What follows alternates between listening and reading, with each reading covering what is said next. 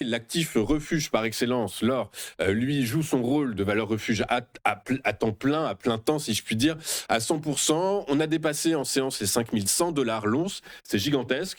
Ce matin, on est encore en hausse. Résultat, selon vous, Ludovic, on peut, dans un climat délétère, hein, on connaît tous les arguments de cette hausse. euh, on peut raisonnablement continuer à regarder vers le haut. Il y en a qui parlent de 7000 $ la semaine dernière. Je vous parliez des 7000 $. Vous me disiez attention, calmos Louis, on va d'abord regarder les 5000. Les 5000, on les a explosés. Résultat, les 5005, peut-être les 6000 sont des cibles théoriques objectives. Alors, concernant le GOD, la semaine dernière, je vous avais dit oui, on a en vue les 5000. Ceci dit, j'avais formé un biseau ascendant. Et en fait, le biseau a été cassé par le haut. Ce qui veut dire que j'ai pu me permettre de changer de configuration en fait, au niveau de la figure géométrique. Et là, on se retrouve dans un canal et le canal a été validé. Il a été validé puisque cette fois-ci, j'ai 3 points de contact sur le haut. J'en ai donc plusieurs sur le bas. Donc, le haut de canal, il est validé.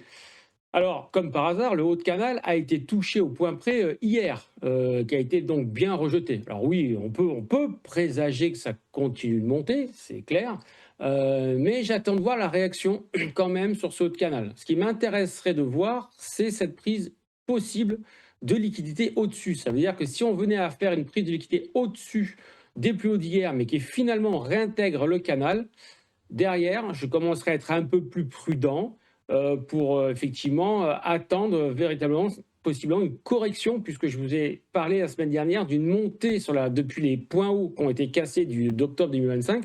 On a fait une montée en 5 temps.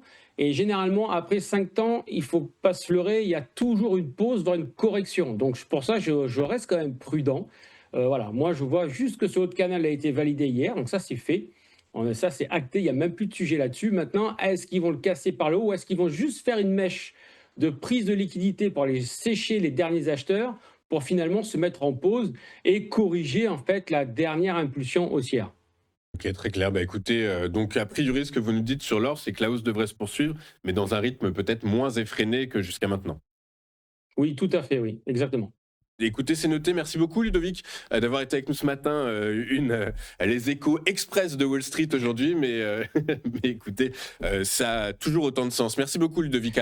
Donc à la semaine prochaine. Je vous souhaite une excellente journée. Merci Louis. Je vous en prie. Nous, de notre côté, on va reprendre le fil de notre émission dans un instant. Petite page de publicité. On se retrouve pour les actus majeures de cette matinée du 27 janvier 2026. Et juste après, nous retrouverons James Detuati et ses Market Movers. À tout de suite sur TF1.